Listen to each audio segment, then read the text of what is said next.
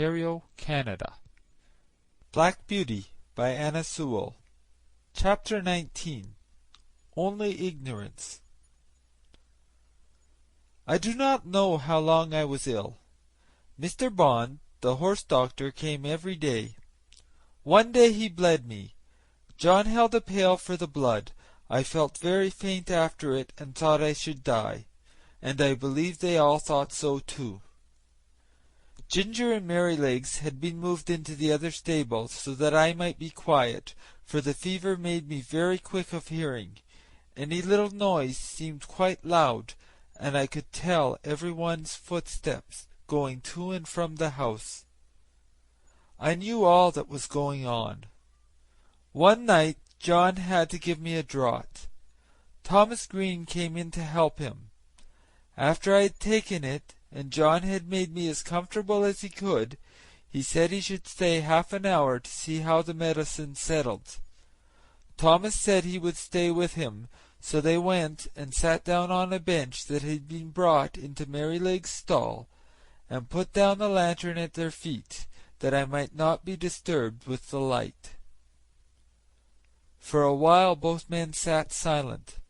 Then Tom Green said in a low voice,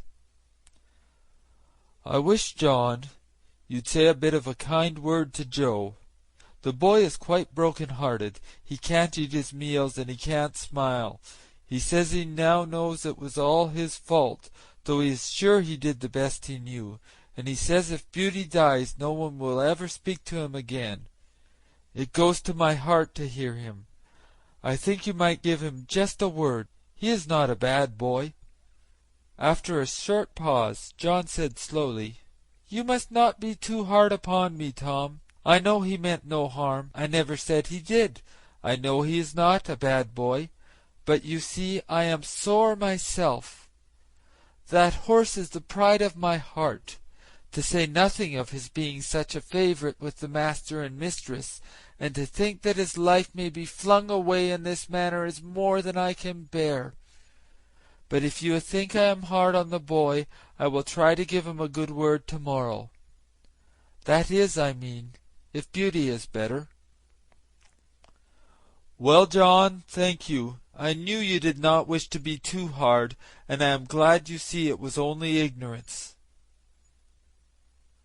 John's voice almost startled me as he answered, "Only ignorance? Only ignorance?